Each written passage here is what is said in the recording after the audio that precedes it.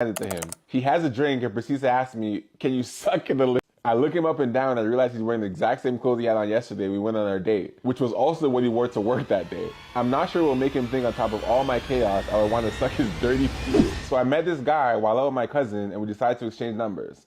A few days later, he texted me saying he wanted to meet up, so I obliged and I said he can come over. Come over. Okay. As the day progressed, I felt less and less comfortable with him knowing where I lived this soon, so we opted to meet somewhere else. Ah, there it is. Your common sense decided to show up. We meet in the parking lot of a liquor store by my house and sit and talk for a couple hours. He then suggests that we go to a bar across the street and have a drink. We leave our cars parked at the liquor store and we walk to the bar. When we get there, he orders 2 shots of Casamigos, totaling $14, and as soon as the bartender hands him his tab, he says, well, there goes the last of my money. This immediately gave me the ick. There goes the last of my money after $14 is insane. Well, there goes the last of my money. This immediately gave me the ick, but I liked the bar we were at and I wasn't ready to go yet, so I offered to buy the next round. As we're sitting there at the bar, a really cute guy starts talking to me and my date heads to the dance floor to dance with 2 Hispanic girls. While he's dancing his life away, I decided to give my number to the guy that I'd been speaking with. My date saw it and he wasn't very pleased, but I already determined that he wasn't getting a second date anyway, so I didn't care. After a couple hours at the bar, we head out and we get across the street. I notice my car is gone. Great, I've been towed. Damn. I figured out where my car was and I learned that the towing company closes at 4 p.m. and I wasn't able to pick my car up until tomorrow. Now he had to take me home, which defeated my entire purpose of not wanting to meet at my house. He agrees to take me home, but spends the entire car ride talking about my bar boyfriend that I exchanged numbers with. He drops me off and agrees to come back the next morning and take me to my car because he felt bad that I gotten towed. He comes the next morning with a cup of liquor and is drinking at 9 in the morning. At this point, I just want to get to my car and for this nightmare to be over. Once we get to the towing place, we realize I've left my car key at home. Oh my God. You're not focused at all. He was nice enough to take me back home to get my car key, and I figured I would just take a lift back to the towing place to not further inconvenience him. Once we get back to my house, he says he has to use the restroom. I allow him to use the restroom while I grab my key, and when he exits the restroom, he sits on the bar stools at my island. He looks at the top of my fridge and he sees 2 bottles of tequila and proceeds to ask for a drink. It's 9 a.m., so I silently judge him as I grab the bottle. Why did you grab the bottle? You're in your house. Just say no. Why are you giving this alcoholic more liquor at 9 a.m.? Your liquor at that. Why? I grab the bottle and the cup and I hand it to him. He has a drink and proceeds to ask me, can you suck it a little? Look what you did. A horny drunk in your house. I look him up and down and I realize he's wearing the exact same clothes he had on yesterday. We went on our date, which was also what he wore to work that day. I'm not sure what will make him think on top of all my chaos I would want to suck his dirty penis. The fact you gave him more liquor, that's what. He's drunk. I tell him hell no and I kick him out of my house. I assume he continued the party when he left because he drunkenly called me later that day to ask me about a random event that took place at the bar we went to and got upset when I didn't remember. He's blocked now. Hopefully too drunk to remember where I live. So you meet this guy with your cousin, cool, you exchange numbers, no problem. And you originally were about to invite him to your house, and then something clicked in your head and said, you know what, maybe that's dangerous. So you change your mind, and you decide to meet at a liquor store. Fine, you go in the bar, and he's clearly broke. He buys 2 shots of Casamigos and says, that's all I got on me. So it turns you off. You meet somebody else at the bar, you find out your car is towed, and you let him drive you home. Fine. The next day he comes to pick you up, he's already drinking. You let him use the restroom, he finds liquor on top of your fridge, asks you for a drink at 9 a.m. and you say, all right. And after you give him tequila, he asks you if you can suck it a little. So you kick him out and now he's blocked. There's no reason he should have been in your house, first of all. Second of all, if you're willing to take a lift to not inconvenience him the next day, you should have taken a lift that night your car was towed. Not only do you let him drive you home, you also let him into your house. Now you're in a situation with a stranger you don't know who's also a drunk. This is not safe. That's all I'm gonna say. I'm glad nothing happened. I'm glad you're okay. This is not safe. Damn, there's so much to take away from this story. First things first, the fact that your car got towed away, I guess that's karma, you know. The universe knew you were about to abandon my man. You weren't about to give him a second chance, so decided to tow your car, and now you need his help. Ha ha ha. That's hilarious. You can't even block him anymore because he's gonna be driving you to the whatever impound location to get your car back. I find it hilarious how every time you try to escape this man, but there's things that keep tying you guys together. Like, you know, you forget your key at home and now you gotta still get a ride from him to go home to get that key. Like, tell me this all is not a coincidence. It must be something in the universe trying to link you guys up together. Also, another funny part is how she didn't realize that he's an alcoholic. Like, she invited him inside her house and she has drinks and it's 9 a.m. and my man here is requesting drinks at 9 a.m.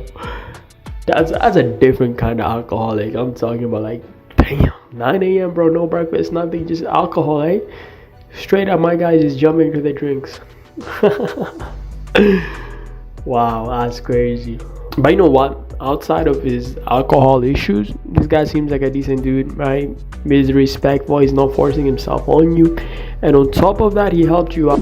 Men's biggest and only weakness, no matter the tax bracket, no matter the net worth, is women, bro. I know people way richer than me that still panic and are down bad about girls. They're like literally owners of like there's just like one that is like super huge in my mind, like an owner of a very, very extremely well-known designer brand that is literally begging girls to come and hang out with him in Italy. And I also have other friends that know of billionaires that literally do the same exact thing. Now, obviously, not every single dude is just like begging for girls to hang out with them, but I really do think that like women just overall are men's biggest weakness. Like, it'll take the most confident, charismatic dude, and when he gets into a relationship, next thing you know, like, he's panicking, he's texting her while he's out with the boys, she's calling him and he's like, yo, I gotta take this. I feel like it's insanely rare to find a dude that is just like just completely unfazed by girls. Yeah, I don't know what it is, but I feel like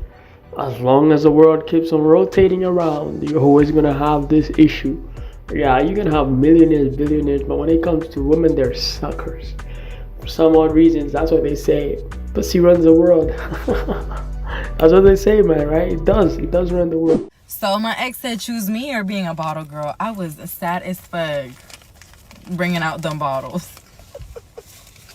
Let me stop. There's only like 800. Yo, I can just imagine her crying, bro, as she's bringing them bottles, like tears streaming down the side of her face, bro. But hey, at the end of the day, though, she got that cash. What's your age? 22 as of last week. If we were dating and a guy slid into your DMs, how would you handle it? I wouldn't answer. And you know what? This is my case study right here. I was dating a guy, it was very public, and Lil Wayne slid in my DMs and I didn't answer. Lil Wayne, Lil Tucci, Lollipop, 6 foot, 7 foot. Lick me like a lollipop. Yep. What did he even say to you? He sent me a rose. And then? And then I didn't answer until I broke up with my ex. Did he hit you back after? Yeah. He's a friend. But I didn't answer him while I was in a relationship, because if a man slides in my DMs, unless if it's a business inquiry, I'll show it to my boyfriend and I'll ask him what his thoughts are and I'll run it by him. But I would never answer a man in my DMs that has ill intentions without talking to my boyfriend. But wait, this is Lil Wayne we're talking about. So why wouldn't you give a man who is that successful a response? Well, it was a conversation I had with my ex and he didn't want me to respond. And also he just sent me a rose. It wasn't an inquiry of any sort, so it just didn't seem proper for me to answer that. Now that's how you would handle it. Would you want me to handle it the same way? Yeah, of course. But my question is, like, I wonder if she just didn't answer because he told her not to, or like she decided herself not to answer. Because I bet because he maybe gave her an ultimatum, he probably was like, well, if you answer that, we're done, right? And she probably decided not to. And also another thing is, like, if it wasn't Lil Wayne, what if it was somebody else, her favorite singer, whatever, country singer, whatever she's into, Justin Bieber, whatever? Do you think the result would have been the same? She wouldn't have answered. I think it's because he's Lil Wayne, right? If it was somebody else, like her favorite or whatever, somebody she always used to listen to, she would definitely answer. I think the result would have been different. But maybe it's because it's Lil Wayne and she's maybe not even a fan of him. So, you know, I can't help but wonder if it was somebody else, she would have failed within 2 seconds. What I'm about to say doesn't mean I still have feelings for my ex, but it genuinely does mindfuck me. How can you be in a long-term relationship with somebody, fuck them over so bad that the person on the receiving end, me, has to go through so much therapy, so weekly therapy for months, talking about this every single week, trying to rationalize, trying to wrap my head around it, trying to heal and get to a place where I just simply can think about what happened or think about this person without getting incredibly sad, right? How can that other person who fucked you over so bad, who clearly didn't want to be in a committed relationship, even though they were for years with you, and then within a 90 days, I don't know, a few months, move on to a completely separate committed relationship? It just doesn't feel fair. And it's also weird. It's like, we had this life together. How can you just be like so quickly emotionally available to start anew with somebody else? Completely like start that cycle over of like building this life in this potential future with somebody and like get that emotionally invested. Like, it's so weird to me. Like, we're still barely on the side of like not being super hurt by this, like to just do that so quickly. Like, yeah, it doesn't feel fair, and it feels really weird. And it just, yeah, it's like, why do you get to just start anew and be okay and, oh, I'm in a different place? No, you're not. That's how I feel. But, you know, that doesn't feel fair. Like, so much damage was done. Yeah, I mean, this happens a lot, actually. You know, believe it or not, I think it's because probably in her case, he was her first like boyfriend, but in his case, she's probably like his 10th. You know what I mean, right? So like, obviously he's been around, so it's not that hard for him to keep, you know, breaking up and building a new one. But for her, she's going through all of this for the first time, so obviously like the emotions, everything like that, she gotta handle it from square one. Whereas him, he's been there like how many times? Probably 10, 20, 30 times. He's already perfected, right? So that's why. But sometimes it's actually shocking how people can definitely just like move on within like a day or two. Like, you know, today y'all are talking about the future, blah blah blah, but tomorrow it's like bam, you're with somebody else, and you're still like living in the past. You're still like reminiscing. You're still like not healed yet. You're like, what?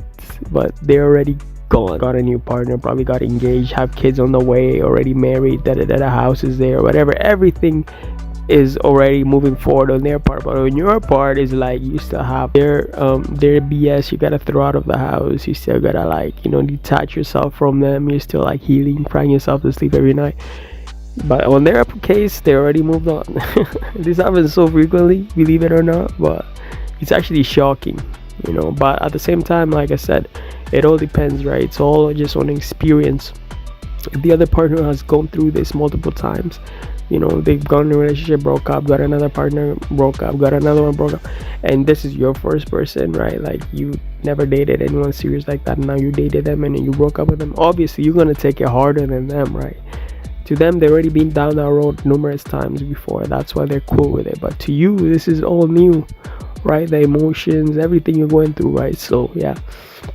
Anyways, guys, that's a video. Leave a like, comment, subscribe if you know what y'all thought about it. Comment about that story, or let me know about that date story with that alcoholic that was drinking at 9 a.m. The very first one. Yeah, comment on that, and I'm gonna talk to you guys on the next video. All right, peace.